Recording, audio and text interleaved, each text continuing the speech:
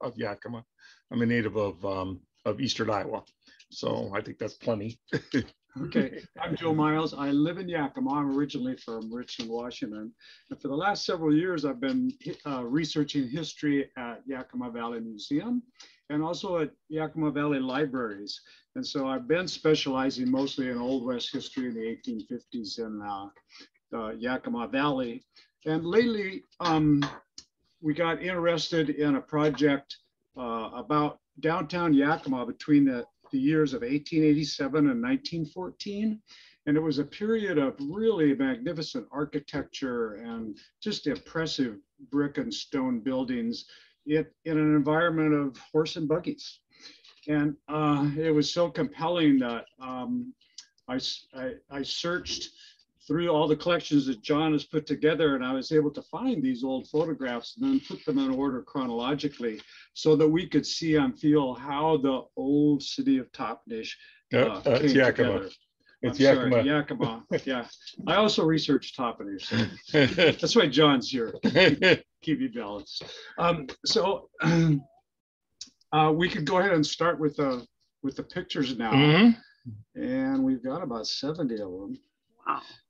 And here we go. We wanted to start with this slide of St. E's Hospital. This is the original one that was opened in 1913.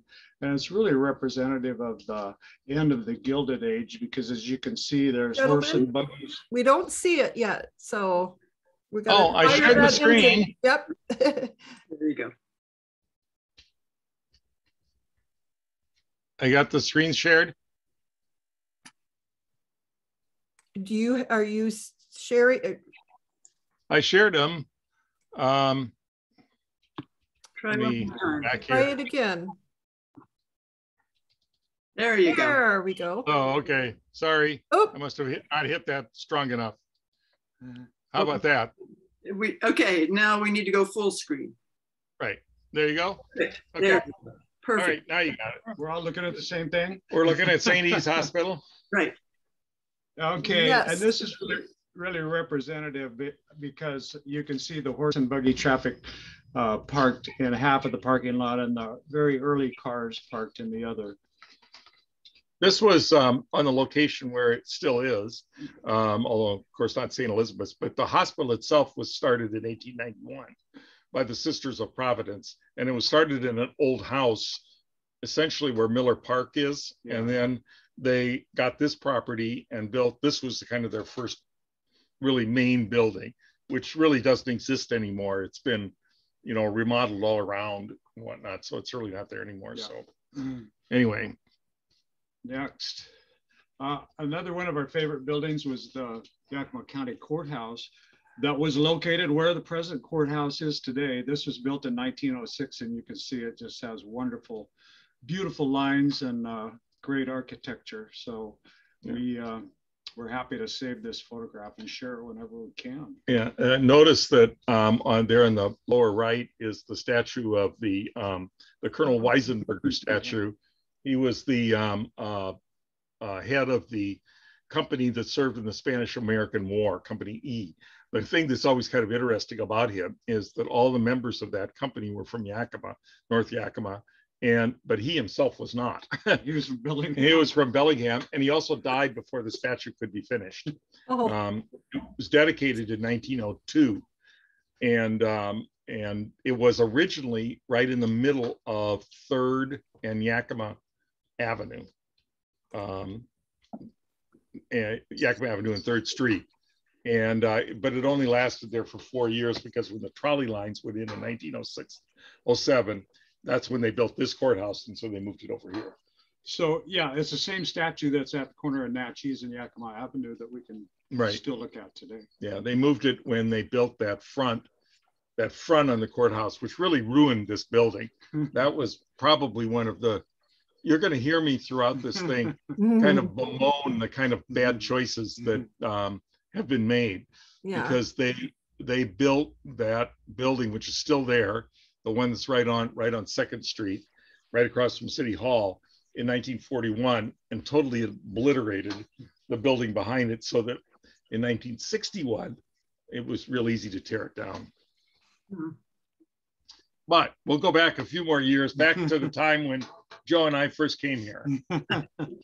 Well, it's good to always remember that for thousands of years before Yakima even developed, the valley was inhabited by native people, and it's a whole era in itself, as you can read about archaeology and all the different backgrounds of ancient peoples that lived in the valley. But that's a different subject, but we put this slide on here to remember that that's what was here for thousands of years before we came along. And it's also kind of a good point, because remember that there was nothing here in 1885, 1884, 1885. Except for one town. Union Gap, which was Yakima City. And that was down where Union Gap now is. And that was established in 1869. This is what it looked like in 1884. But then the railroad came, and the railroad decided to go 4 miles past Union Gap, or Yakima City at the time. And the railroad was able to obtain a large amount of property through federal grants, and then they also purchased a few parcels, but they wanted to lay out their own city. And they wanted to draw up the plats and form Yakima from the ground up, which they did. Right. And that's how we began. Right. And part of that was because you'll hear a lot of stories about, well, it's because people wouldn't sell land at Union Gap and all that kind of stuff. But really, it has to do with the fact that the way the railroad made money and got paid back for all the investment. This was a public-private, railroads were a public-private partnership at this time. And the federal government gave them all this government land. And in return for them building the railroad, the railroad company itself got every other section to sell and develop. And so they wanted enough land so that they could sell it, make money, and also enough land that would bring enough people who would have a business and industry who would ship on the railroad. So it's got a use, but this is what you got first. Well, the first 2 years were typical wood frame buildings, like an old West town out of a Clint Eastwood movie. And it's interesting because this was Yakima's first street, the first year that the town existed, and it looks like it came right out of a Western movie. Next one. Same with Front Street. There it is with the false front buildings, and we're looking south towards Union Gap. You can see the hills way in the distance, and on the far right is the depot. So if you're holding a camera here, you'd be standing about where the jail is today. Right. And then in 1887, which was the beginning of our Gilded Age, the first of the brick buildings began being constructed. And this was St. Joseph's Academy, and it was on North 4th Street between C and D. And today it's the location of Pacific Alliance Title and Halverson Law Group. But that was the elegant building that was there for many decades. Right. The building that you see, the main part of that is the original building. When you see the tower and the cross, kind of look through the trees, that was an addition that was put on later. Yeah, we'll see that later on. We'll see that later on. And then also same year, the first opera house, and it was also built by Switzer, which is a familiar name today, but it was not the opera house that's on Front Street. The very first opera house was on at 13 North 1st Street, and it's behind Wells Fargo Bank, which is now a parking area. But this was the first opera house. Mason bought it from Switzer, and it was a prominent building for many decades in downtown Yakima. Right. Janik Pharmacy is a name that, of course, you don't see anymore, but that was kind of the preeminent pharmacy. And when he came here, he had just finished school at the University of Wisconsin in pharmacy. And we have all his papers here of exactly what he spent and exactly what he purchased to furnish the store. It was almost $10,000 worth. So it was not a cheap date to go into that. And then 1888, a familiar building, St. Michael's Episcopal, was built. Same location it is now at 5 South Natchez Avenue. And you can see how remote it was at the time. It was like the last building in the whole Yakima area. It looks pretty lonely out there, but it was soon swallowed up by development. Pretty small too. And then the first significant school, Central School, was built in 1888. You see, it's a pretty lovely looking building, and it housed many grades, including the high school for several years. And it was located at 217 South 2nd Street. And the current area is behind the present Yakima Police Department. So from 2nd Street, you'd be looking into the back parking lot of the police department. And the Lewis Engel building, this was an important structure for many decades. It was on the corner of East Yakima and South 2nd. And a lot of us will remember this is where the Jade Tree, that was the familiar name that I remember it as. But it had a lot of different businesses there. And it started out in 1888. Right. It was actually still there when I came in 1992. Yeah. It was actually torn down when, I don't know if you remember, some of you, that in 1995, 96, there was a fairly heavy snowfall and the roof caved in, and they didn't, it had not been well maintained. And so it was taken down, and that was an empty lot until they built Cowichan Canyon Kitchen. Another nice looking building was the first bank of town, First National Bank. It was on the corner of East Yakima and South 2nd. And it's the present site of the Larson building.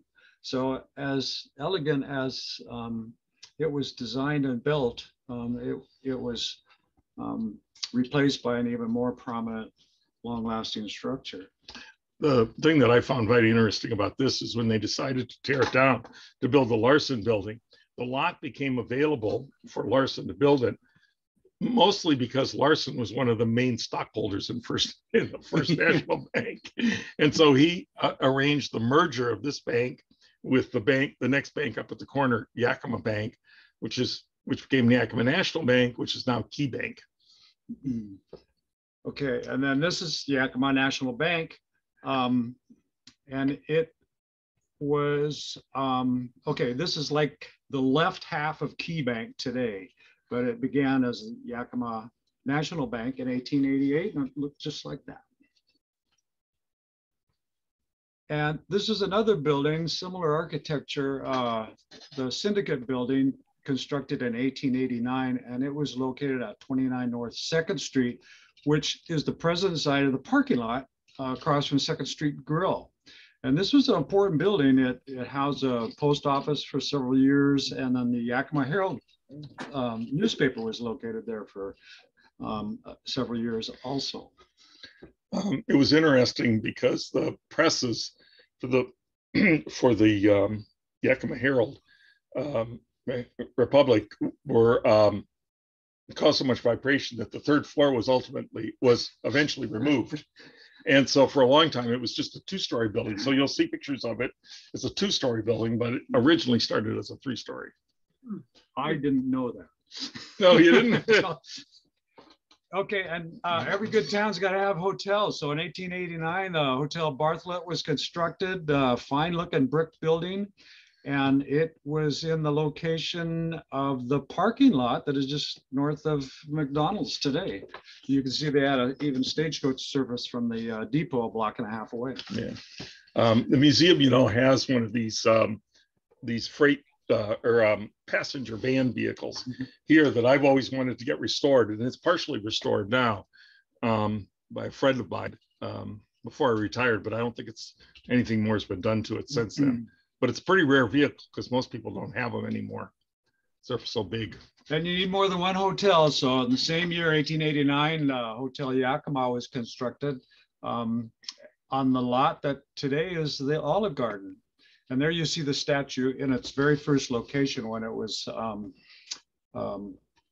dedicated in 1902. This photo was taken in 1903, but the hotel itself was built back in 1889. Right. Notice that the statue too was a watering trough for horses. Okay, this is what we call the low block the 10 block of East Yakima, which is currently McDonald's. And the very first way that it looked was the 3-story brick building and with a 1-story wood frame hardware store next to it. And as we go through the program, we'll see how this block changes. And a familiar building, 1889 City Hall was built, also the location of the first fire station. And happily, this building is still here today on Front Street. Right, although it was remodeled in 1924, so you don't really see this look anymore. At this time, when the fire engines were here in the fire department, the horses were stabled down in the basement, and there was a ramp to bring them up there on the left side when there was a fire. One of my other pet peeves I'll just talk about is that the current owner decided to put a little tower back on the top. We know what the tower looked like originally. What's there now is not what was there originally. Now, the Opera House we're all familiar with. It was built 2 years after the very first Opera House, and it still remains. But it didn't last very long as an opera house. When other theaters were built, it kind of took away business. But one of its most lucrative businesses was a brewing company that began in 1905. And they did a land office business for about 10 years until Prohibition passed. And so the form of business had to change after 1915. Yeah, and then it was a transfer storage for a long time. I know some of you may remember Woody Miller, and that's where his business was. Part of the reason that it went away and the other theaters became more popular is because the Opera House, which the actual opera part, the auditorium part, did not have a raked floor, just had a flat floor. And so the sight lines were not great. And the other ones were better, other theaters. Columbia School, okay, the community is building more prominent schools. And this one is located at 112 North 4th Avenue, which is the same location where the Yakima School District administrative offices are today. But the building itself was demolished. And then there was a depot in 1898 where the current depot is today. And it was a pretty neat looking building, and we had trouble finding a good photograph of it, but we did find one. It's a little smudged, but so there's been more than one neat looking depot at that location. And here's another view of that site. And you can see on the right of the picture that the original constructed depot in 1886 got moved off to the west. And the one we're looking straight at in the middle is the 1898 one, where you can just see the tower coming up. But what I really liked about this scene is that there was a park, a landscape park that the railroad owned, and then the city did the maintenance on it. And as early as 1903, when this was taken, you can see that there's sprinklers keeping the water grass, and they even had sprays for dandelions back then. And the rectory at St. Michael's, the bottom of this building still remains.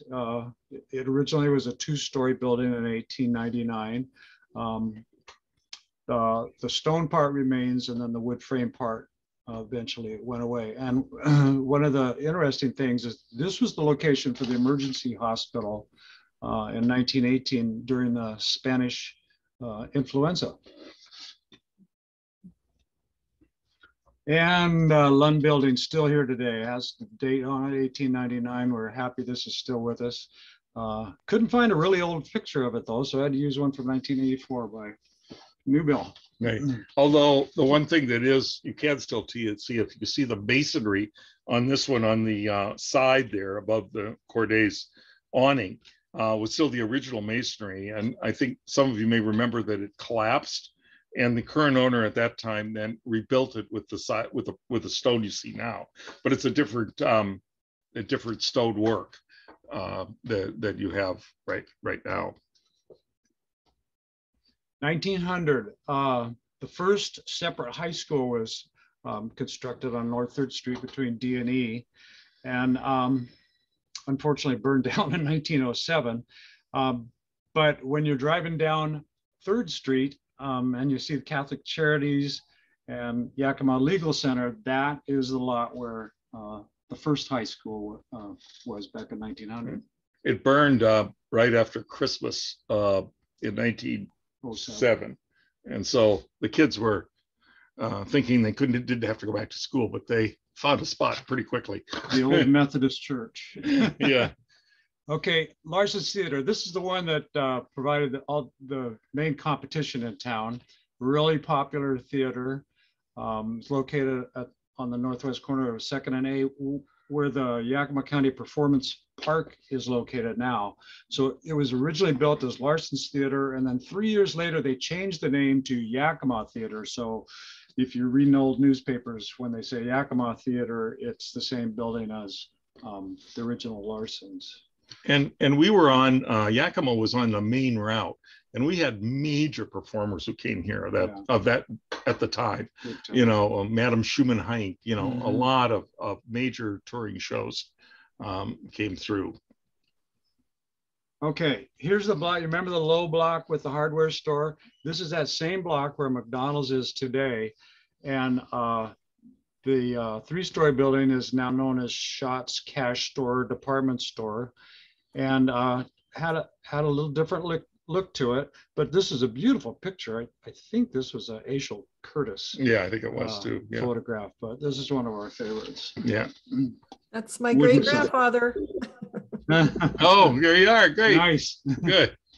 Okay, Yakima Valley Bank, 1902. This is on the northeast corner of Yakima on First, and this is the present site of the Wells Fargo Bank.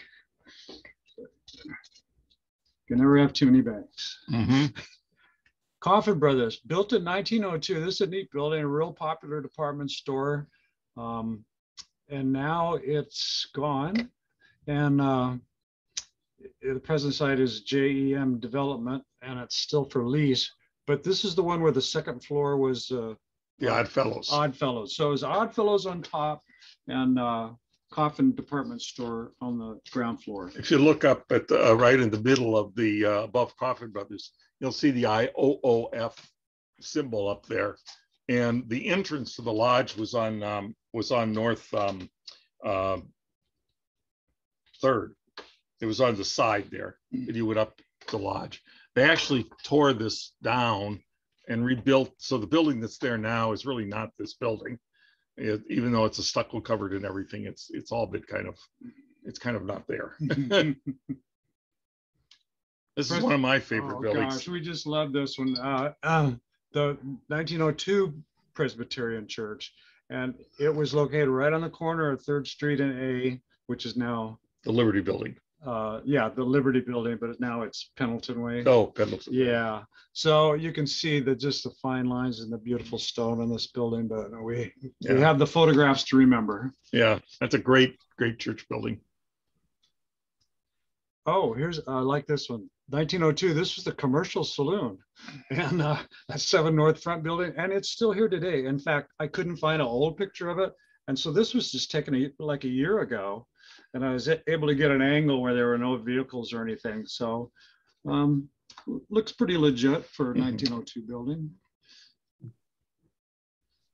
Okay, the Emporium is the center building, the tallest one. And this is that East Yakima Avenue, 111 through 123.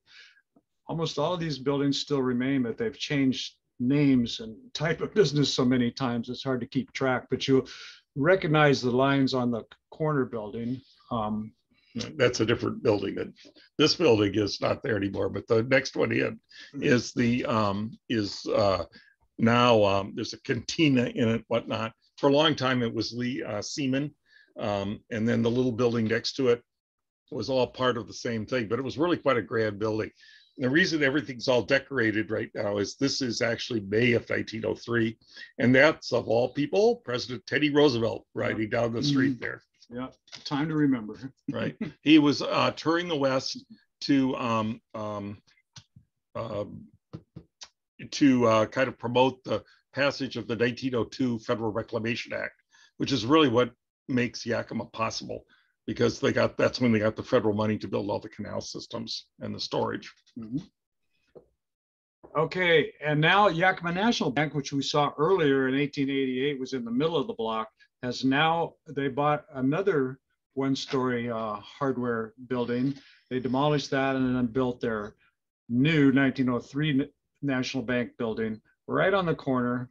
And today it is the west half of the present Key Bank. Well, I like this one. Pacific Hotel, still here today. The Downtown Association Is in the offices occupies this building. and makerspace is in there. It was first built in 1903, but this was a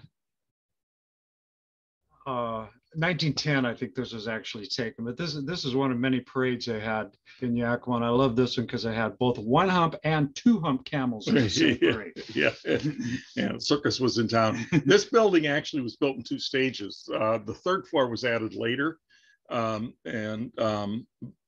it was the Pacific Hotel for a long time, and it was Japanese owned up until the Japanese were removed in 1942, and it was owned by the Hirahara family. And the upper floors are still rooms. Nothing's ever been done to them. I mean, they're pretty, they're just, hotel rooms, but you could at least see them all still up there. 1903, big year. Sloan Building was built on the southwest corner of First in Yakima, and it was Sloan was a druggist. That was his main business, but he also leased out a lot of his building to other businesses. But you can see it's not only a solid, prominent looking building, there's a lot of people hanging around there, and it was a real popular gathering place and place of business. Yeah, now drive up bank. Now it's a drive up bank. It's pretty ugly. Okay, this, the business college. Yeah, back in 1903, Yakima had its own business college. Thought that was pretty cool. Yeah. And there it is on the right of this picture in Yakima Avenue. Right, it's kind of subsumed by all the gem development. But the Hotel Yakima there, you can see on the left, right beyond Yakima Paint and Wallpaper. And that's the Wilson building that's in, and that's the one that's still there in 1902. Yeah. Okay, this is another favorite picture. Yeah, we love this one because Shardlow built the building on the corner of Front Street and Yakima. And Yakima Avenue, and you can see how it was a long building, and so they had as many as 4 saloons and boarding houses operating there at one time. And so I'm pretty sure that was one of the reasons that Prohibition got passed, is what was going on in this building. But today it's a Banner Bank drive up. Right. And you can see, though, you could also see how that park for the railroad still extended. Now it's a totally grown over thing that nobody takes care of. Belongs to the railroad still. Larson Mansion, of course, this still exists, and it operated as a Rosedale bed and breakfast for a long time. But we love this photo because it was taken actually during construction in 1905 as the house was being built. Also 1905, St. Joseph Catholic Church. And I love this one because every single transportation,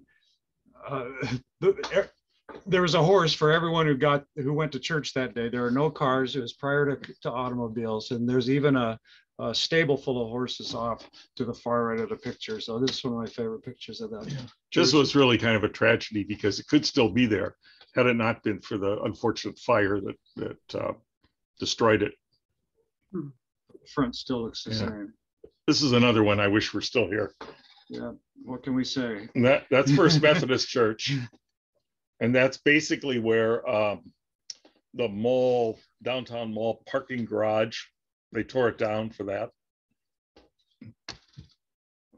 But that's a fine photograph. Bard School, 1905, North Natchez Avenue and E Street. It's east of Miller Park. There's actually a church building now that changes their name every couple of years. In good condition. It's a well-kept church building. And that's where Barge was for many decades. Yeah, it's just east of Miller, and that church building was actually built as the Masonic Hall. And then when the Masons got too small, and they sold it to that church. Hotel Washington. Okay, here we're back to that shot building and the low block and where McDonald's is today. Pat Mullins, who built 2 or 3 hotels in Yakima, decided to add on to the shot building and build a brand new Washington hotel, 3-4 stories attached to it. So this was a significant corner of Yakima for many, many years. Right, you can see there on the left, you can see the building there. The 2 floors are the just rectangular windows, and then you'll see the arch windows at the top, and that's how they married them. The 3rd floor being added, then they added that whole other section. Public library. Yakima had a Carnegie Library. Beautiful, just absolutely gorgeous building. A lot of communities have kept their Carnegie Library from the early 1900s. Unfortunately, ours was demolished to make way for the modern building that's there today. And here's the courthouse. We're putting it in chronological order. So 1906 was when this fine building was built. 1907, construction's going like crazy in town. They built Lincoln School, which is pretty much on the site where the old high school burned down. And North Yakima High School was finished in 1908, and this is at the location where Davis High School is today, but all the old original building has been demolished. This was another one that I always think is really sad, because I went to a high school that looked very similar to this, and it's still there. They've added on to it, of course, and modernized it, but they still have the original kind of castle-like building. And the YMCA, located on the west side of South 4th Street, between Yakima and Chestnut. It's actually kind of right behind the Capitol Theater, but this was a prominent and active building, 1, 2, 3 stories. They had a bowling alley down in the basement. A lot of businessmen supported the Y, and so it was a going concern for many years. They added a gym to it later too, a different part. This one's still there. Thank goodness this one's still here. But look at all the horse and buggies parked out in front. We don't see that today. Yeah, First Baptist. Yeah. And actually, it was pretty colorful inside, and then they sometime in the 60s, they kind of modernized the inside and kind of made it all white, and it was really kind of lost it, but it still has all the beautiful stained glass windows. And now the current owner, which is the Wilkinsons, and they've created this really nice, well, the Wilkinsons don't own it, actually. It's Roger Wilson, not Wilkinson. And he's created a really nice kind of event center in there, and it's actually really quite attractive still inside. 1908, and the first Christian church, and this is now called the Vineyards, another just elegant, beautiful building that we're fortunate to still have today. Yeah, this is also built on what's called the Akron plan.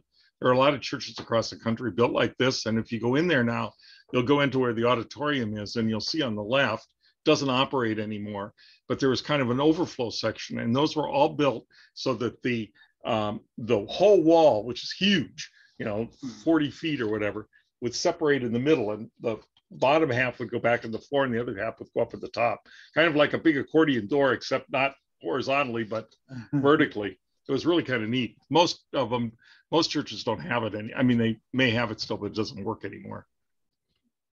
Marquette School, another one that we're fortunate to still have today. It's right where it always was, and it looks almost exactly the same. The only thing that's different is they redid the roofing. So the roof is a little more prominent now. They put a new kind of I think to make it more weather tight, because this was probably flat.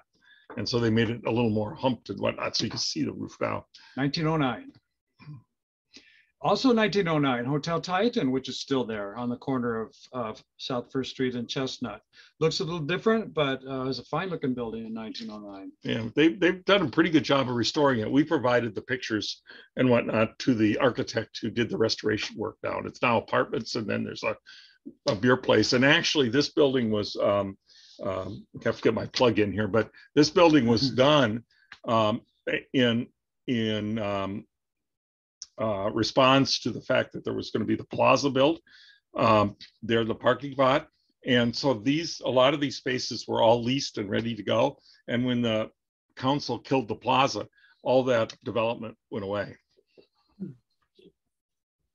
And here's the depot that we're familiar with. 1910, it was actually the third constructed depot and the fourth depot, if you count the original one, which was an empty boxcar. So that's another one that we're very happy that we've been able to retain, and is a useful and fine looking building today. Yeah, notice on the right end there, that little there says commercial club down below, but that was a little fruit stand, and that was they would lease it out to various entrepreneurs who would sell Yakima apples and fruit and sundries and whatnot to various to the passengers. They used to have a lot of passenger trains now, and now it's been closed in. And actually, this is one thing you have to kind of thank the Temple family for, because when they bought the railroad in the 80s, they did some real stabilization work to this building. 1910, it was called the Commercial Hotel then, and now the building is still there, right in the middle of town. And I should have mentioned that the Miller building, which was even older, built in 1902, also still remains on the corner. Wilson building, not Miller, Wilson. I meant to say Wilson. We'll do the Miller here in a little bit. Sydney Hotel, building's still there, built in 1910, southeast corner of A and Front Street. It has not the best clientele anymore, and so it's constantly having problems with its owner. And the Savoy, this was a fine hotel in 1910. It was just recently condemned. Same owner as the other one. Yeah, but this photograph was taken like about a year ago, so the outside of it was kept halfway decent. But the inside was not. Was not. Yeah. Okay, here's the Miller building. This is the 1911 photo after it had been expanded to 6 floors and then built out more towards the north. The original building was built in 1906. It was so popular and so busy as an office building that it was expanded in 1911. Right. And it's right on the corner where Wheatland Bank is today. Right. This is one of, probably in my mind, was one of the city's worst. I mean, all cities lose buildings, and there's new development all the time, but I think this was really the singular worst thing that the city allowed to happen, was to tear this whole block down. And I think many of you may remember that it was sat vacant for quite a number of years, and but it put a big hole right in the middle of downtown. And even though some of the other buildings were not very well maintained, at least they were still there and active, and this just didn't do very well. We're looking at the Hotel Grand when it first opened in 1911, and it was known as the Donnelly Hotel for many years after that. And it was on South 2nd Street, which is today the parking lot where the plaza was proposed. Right. So that whole plaza site was not a parking lot for very long. It was all fully developed. And another one that's still here. In 1911, the Masonic Temple was completed, right in the same location where it is today. We love this photograph because there's the fellow on horseback, right to the side of the building, as part of the Gilded Age. Yep. And another dandy, the Federal Building, built in 1911. Right. And they added on to it in the 30s in the to the back. Okay, here's a good one. This is in 1911. It was opened up as the Coffin Rundstrom Furniture Store, and we now know it as Ron's Coin and Collectibles. So this is a construction photo before it was finished. So, and it's still pretty unique. intact. It's Yeah. still pretty intact. They're saying he used to get it back, and then Same photo on the covers, but this shows it's 1913 when it opened. And then Michigan Hotel. This building is still there, but it opened in 1913 as the Michigan Hotel and the Barrel House. And that was the original name of the building, just to the side of it. And both of those structures are here today. It's just about as they were in 1913. Right, except on the inside. The crafted building has been has been really restored nicely, and it's in really good shape. Some of you may have hung out there earlier when it was the Blue Banjo, of somewhat less renown. Raise your hand. Yeah. Okay, the fire department, there's another building that's still here today, but in 1913, the fire department was able to expand over on South 3rd Street. That building is still there. And the last time I looked, it was a bail bond company and a gun and pawn shop. It's mostly still the same. They added up, when the fire trucks got longer, they kind of put a little addition here on the front. So the front has kind of got pulled out a little bit, but basically this could still be restored. It would be a great spot. Yeah, I just got promise. Oh, now this wasn't brick and mortar, but this was so unusual. In 1913, the natatorium was an indoor swimming pool with that used artesian spring water that was about 90 degrees when it came up out of the natural well. And the site where it was located was on 6th Avenue, where the car wash is today, right by Davis High School. Okay, next slide will show the inside. And there it is, a legit indoor swimming pool that lasted until well into the 1930s. And the reason it was able to sanitarily operate for so long is because the tank was emptied every night. And the artesian springs was just so powerful. So powerful that they could just put fresh water in every morning. And then 1914, we're getting to the end of our Gilded Age. This is the National Guard Armory that many of us remember, 3rd and Walnut. Just pretty impressive looking building. It was a great building. It's too bad they tore it down. And of course, it's the site of the Yakima Police Department today. Okay, parks, city parks. Well, this wasn't a city park. This was owned by a bank manager, Steinweg. And Shumack Park, you may have heard about it. It was along the Yakima River, about where Sarge Hubbard Park is today. And it was the most popular place to go for about 30 years, from the start of the century until the great floods of the 1930s. But it was a social gathering, sports, concerts, baseball tournaments, every kind of activity happened in this private park that was open to the public. So it wasn't until it was no longer used that the city of Yakima came into the business of actually providing a few public parks in town. Well, the city was offered this by Steinweg in 1905, and they, with the provision that they would mow the grass and keep it operating. They did it for 1 year, and the city said it cost too much to mow the grass, and so they wouldn't take it. This is one of 2 or 3 really nice park sites that were offered to the city of Yakima free of charge, with amenities, and were turned down by the city. Not to complain. Not to boo my bias, but okay, what was the source of all this activity? So, well, we found out there's a publication that showed in 1908 where the economic wealth of Yakima came from. And back in 1908, the #1 cash crop was hay. And then there were manufactured products after that, which we'll take a look at. But livestock, wool, then apples and fruit, then dairy and poultry, then potatoes and vegetables, grain, cannery, nursery, and then hops was number 10 in 1908. So what were the manufactured products? I mean, that was #2 income producer. Well, Yakima was pretty self-sufficient. So it provided its own lumber, building materials, shingles, cement. There was tons of construction going on. So they needed concrete pipe, bricks, stone blocks, fence posts, all that were made here in Yakima, packing boxes, ironworks, furniture, and cabinets were made here in town. Wagons were made here, harnesses. Milled flour was done in Yakima, and then the brewery, the bottled beer we were talking about, plus cider vinegar. Dresses were made. There's a whole list of dressmakers in town. Baked goods, candy, confectionery. Instead of buying a Whitman sampler at a department store, the people actually made the candies and confections right here in town.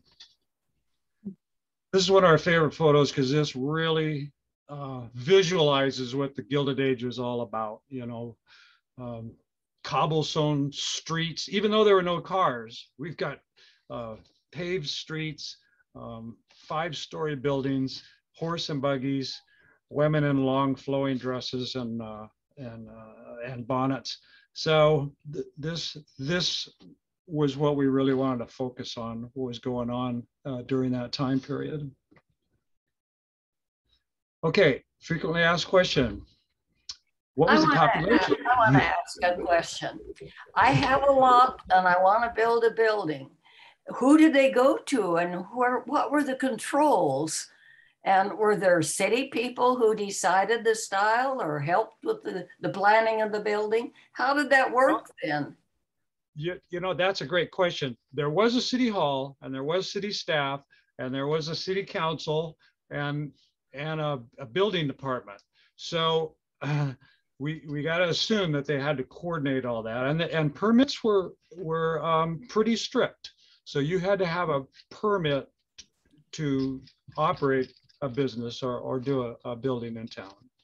Yeah, and they did have, and there were architects here. There were architects, there were builders. Switzer, we mentioned Switzer earlier.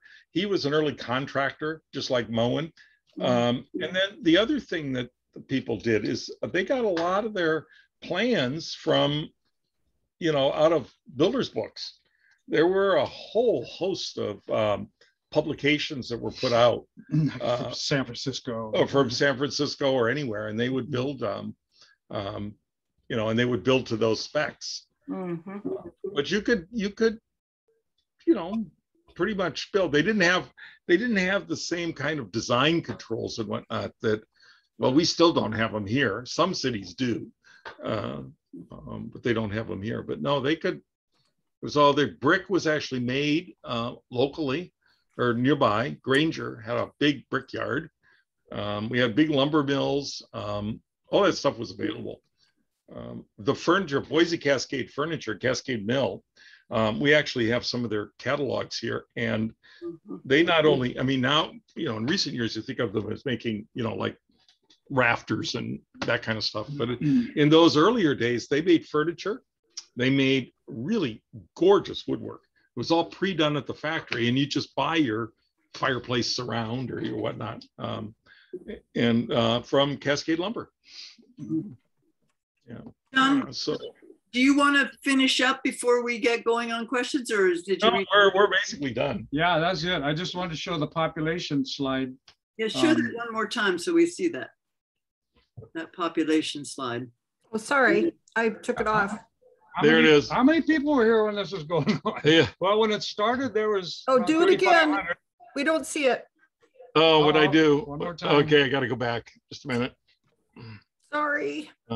No, we went back to the. I didn't go back far enough. I have to share the screen again. Sorry. It jumped. Yeah, it jumped beyond population. it. So, yeah. and let me go back here now. How about Okay. that? Wow. That's good. So during the peak, it hit 14,000. Oops, I went back. All right. Well, anyway, you can see it went back. It started at 3,000 and worked up to 14,000. Yeah. During Okay, that's good. Yeah. Let me go back. the peak. Let me go to the. I can just go to the end. Just take a minute here. There we go. Oh, Yeah, There we that's go. pretty wild. yeah. Did you see Yeah. that one? No, Now you can see it. so I No. just I just put in archives. I went to the site, archives.yvl.org, Yeah. and then put in Yakima memory, or in the search box, I put in Yakima memory, right? Yeah. Okay. Correct? Yeah, you can do that. Well, that's They're not all in there, I'll tell you, because Okay. and you could blame that on me. That website, Yakima Memory, was a joint project of the library and the museum, and the museum has by far the greatest number of photographs, many more than the library. But the library has more staff. So when we got to about 2 years ago, we had to change the software. And so everything had to be taken off the old website, uploaded into new software, and it had to be reformatted. And the library has been able to do all theirs. We have not finished. Oh, gotcha. So a lot of the ones we own here in the museum are not yet up on the website. But a lot of them are. So if Yeah. you have a favorite building, you can search it, and there's a good chance you can find it right on your own personal screen. And also, like if you're searching Miller Building, there's 6 or 7 other photographs of the Miller Building that you can enjoy too. Mm-hmm. So there's a lot of there. Why the heck did they tear so many down? So Some of it, I would say that some of it is normal. Some of it's normal. Communities just, they want a new building, they want a new facade, they don't want to do this. So John, do you want to end your shared screen so we can see each other now? Oh, yeah. Okay. There we go. Some of it has to do with the city was just not very preservation minded early enough. And it didn't have anybody. I mean, it really isn't now even in that sense, because some of those things would have been saved before. And there's some other buildings we didn't even get to that were built later, but are absolutely gorgeous buildings. And there's some that are just break my heart to look at. One of them is right across the street from the Ron's Coin and Book. It's part of the mall. And when they did that mall in 1960, in the late 60s, early 70s, they took over the old Pacific Power and Light building. And you can see, if you look at that building, you'll see these long, narrow kind of things that have been cement blocked in. That was an absolutely gorgeous building, both inside and out. And it's just been totally destroyed. That mall thing downtown, which, economically, I suppose was, it was done in response to the building of the Valley Mall. And they somehow or another were able to get enough wherewithal together, and they kind of cobbled together that thing. And of course, it allowed retail to stay downtown for quite a while, the Bond and those others, but it ended up destroying the building. And it's also made it very difficult to redevelop, because you now have a super block, and it's really hard to do anything with that, where if those were all individual blocks, like I tried to get them, I've tried to talk to them numerous times about putting 4th Street back through, because you could keep that parking ramp if you wanted it, even though that ramp is really not a real asset anymore, because it doesn't have, it was built at a time and the specs are wrong now. It's too low. And I don't know if any of you remember going into it, but it was always creepy. And part of the reason it's creepy is it's not high enough. So, but anyway, because then it would open up those whole street frontages. But it's now all owned, of course, by Gem Development, and they're not interested. And that's the other thing, is you don't have any really good developers downtown who are going to take on the buildings and do the investments that need to. And that was part of the thing behind the plaza, was that plaza was to be the catalyst to bring in some outside, but the council just didn't get it. I mean, they just did not understand. And so that's been kind of the story right along. If you think of a lot of the things, one of the things that always has struck me about Yakima is that if you think of our community amenities, like the parks, the symphony, the museum, a lot of those things, almost every single one of those was privately initiated and actually only happened after a fight.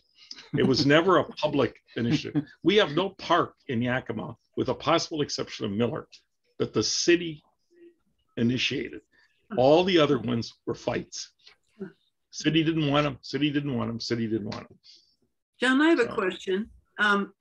When I gather you gave us the rundown of where money was coming from to give us an idea of how these were financed, but I can't quite imagine how it went from looking like a Western to getting the architects here and the builders here and the money to, you know, what initiated the idea of getting big buildings built? Well, it was the county seat. It was a big deal. I mean, Yakima was a big city. Uh-huh. In 1889, for example, when Washington became a state, Uh-huh. Seattle wasn't anything. And Yakima really was one of the major metropolitan areas. Okay. And it really, and if you'll read anything about people like these private developers like Steinweg and Larson and whatnot, everything they wanted to do, it was going to be the best building in the Northwest. It was going to be the best structure and whatnot. Okay. There's no talk about, and then it dies. About World War I, you begin to start seeing how can we do this less expensively? Mhm. You know, what's the cheapest way to do things? And I've never been able to put my finger on what made that change. Mhm. Some of the older residents who are no longer living used to tell me that they think that some of the people who actually had done well, and particularly the farmers and whatnot, they didn't really want the place to change. So they didn't want to see investment. That sounds familiar. Yeah. Oh, whoops, I didn't say that out loud. Oops. I thought it was on mute. Sorry. This is recorded. This is recorded, yeah. No, but it's kind of sad because it really has, it still has, I'll use the word, I keep talking to Craig, Gilbert, and Joe and everybody here. We're gonna write our book about Yakima, the city that never misses an opportunity to miss an opportunity. Because they've had a number of things, but in the beginning, It started out right. It started off really well. That's what we call it the Gilded Age. Yeah. And you had money here. There was a lot of money. Mhm. Because if you think about it, you have an irrigated land here, and irrigation is not cheap. And so a lot of the people, entrepreneurs who came here first, they had money Mhm. because you couldn't really do much without spending money to get in here. And they brought in Eastern money, a lot of Eastern money. I mean, Yeah. Alexander Graham Bell and Gardner Hutter, all those people invested here. Mhm. Wow. Congdon, which are still here. There was money, Mhm. and there still is money here. There's a ton of money, Uh-huh. but it's not in that sense anymore. You know? Let's not mention public art. I know. Well, it's the same thing. Yeah, I mean, it's been a battle to get anything, Uh-huh. and yet the city tends to like it when they get it. It's just a matter of powering through. Wow. So all of those buildings we saw were privately funded, correct? Oh yeah. Yeah. Okay. With the exception of City Hall. Uh-huh. Right. It's Or the amazing. federal. And they made private decisions when they took them down. It's because they were neglected or because they wanted to replace them with something else. Well, It was the owner's decision. Owner's decision by and large, and the city was not proactive in planning, Mhm. and trying to encourage them or give encouragement. That whole block, when the Miller building and whatnot was torn down, that whole block, there was no plan to replace it.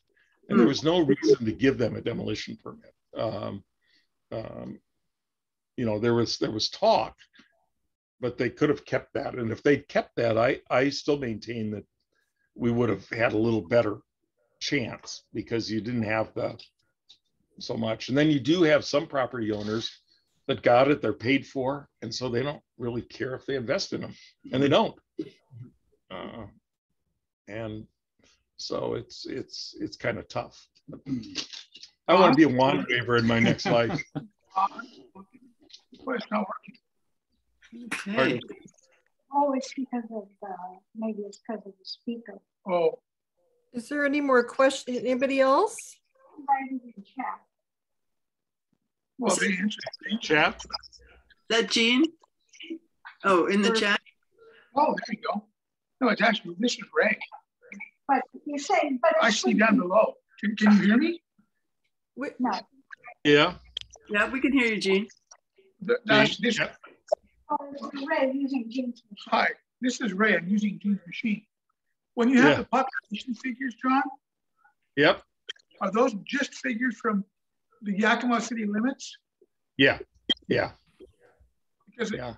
because in those days, some of the outlying towns had some sizable populations, right? Yes. Yes. And we were the county seat. I mean, so that's the other reason too, that you would see more development here. You did have to come here for county business and whatnot.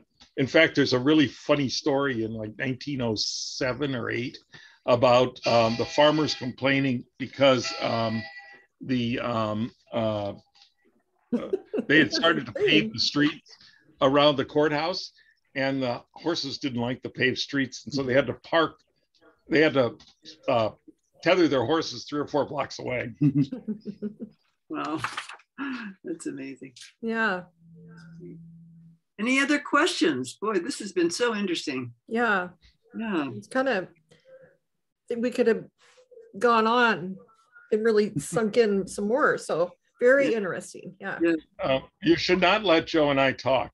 No, well, we appreciated the back and forth. Thank you both so much. Yes. And if there are not any more questions, then we'll just sign off. And I just want to let people know that next Zoom talk, which is November 3rd, is going to be Andrea Prentice and Charles Chesney talking about exploring France, hiking a pilgrim trail, and biking Brittany. My goodness. So we are going from historic Yakima to France next Zoom talk. It's kind of the same. Bigly.